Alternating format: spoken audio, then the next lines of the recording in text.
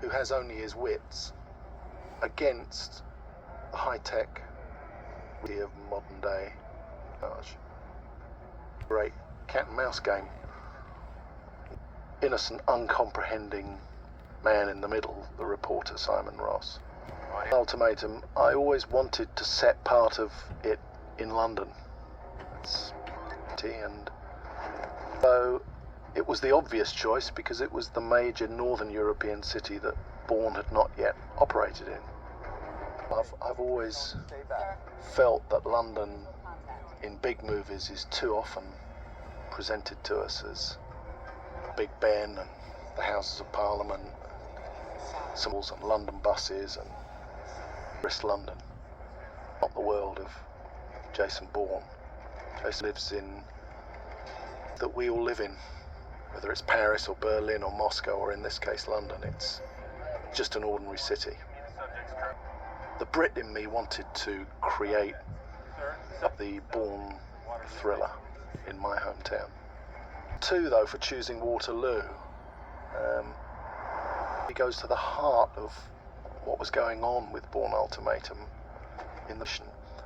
To me, when I first saw Doug Liman's Bourne Identity, that it was a wonderful collision between a mainstream Hollywood mentality and an indie mentality. And that's what made the Bourne franchise so fresh. And a collision that I tried to keep alive in supremacy. Into Bourne Ultimatum, of course, is that time we sat down to start making the third in the trilogy, the franchise, of course, by then was very, very successful, and clearly Bourne Ultimatum was... Sorry interrupting by my brother. ...going to be a very big movie. And I didn't want us to succumb to big movie-itis, to move into town and create sanitized spaces, put a picket fence around the unit, and make our film cut off from everyday life, because that's not where the Bourne franchise lives. The Bourne franchise lives on the streets.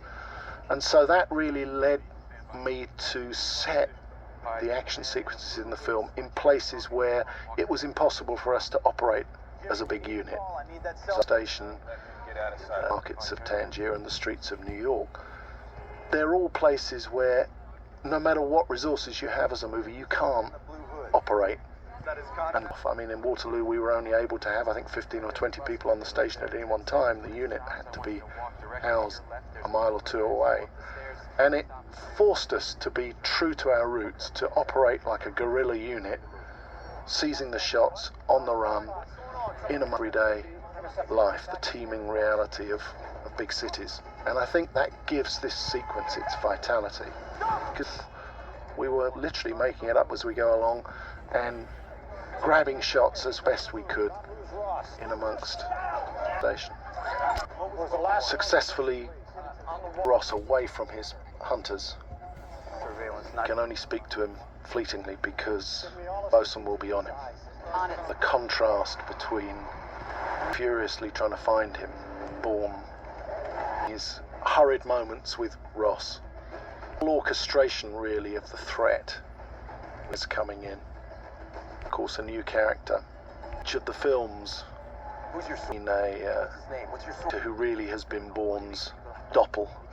Owen, of course, Identity, and then we had Kirill in Supremacy, and now Paz, Ramirez. Very difficult parts to play, because of course they're essentially dialogueless parts.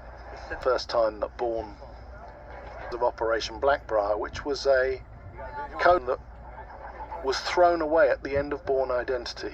For eagle-eyed viewers of the trilogy, they'll remember that when Brian Cox Abbott went up to Capitol Hill to testify at the end of Bourne Identity, he testified that Operation Treadstone had been closed down, but he asked for funding for an unspecified Operation Blackbriar.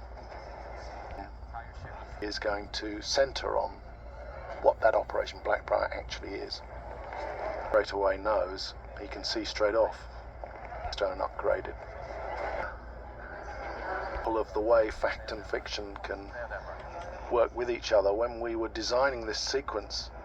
I wanted very much Vosen in New York to be able to tap into the CCTV cameras at Waterloo in order to track Bourne's progress. Of course, that was essentially a flight of fancy. We went down to Waterloo and actually visited the security operation there, but we realised it's actually something that could happen.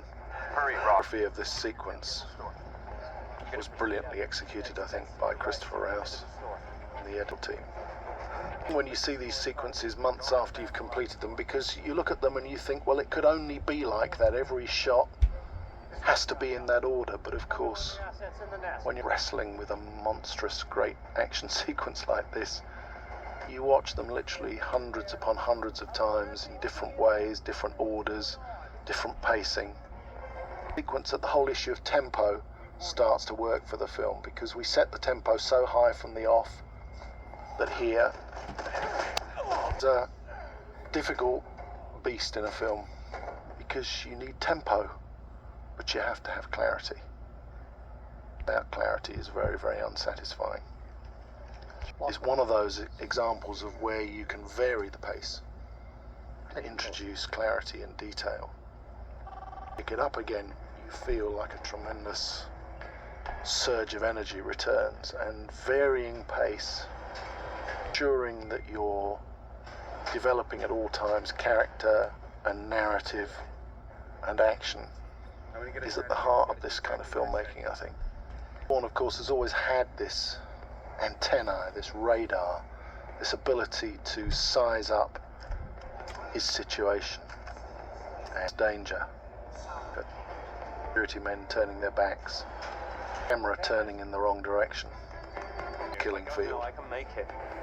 Threads of action sequence come together because finally Paz is panicking, body on his hands.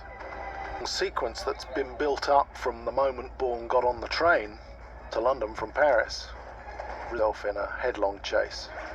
A glimpse, of course, has had a wink at the great adventure film of all time, French Connection. It's heavy at this point, because it's Bourne face to face nemesis, which is set then, of course, for the rest of the film. Situation.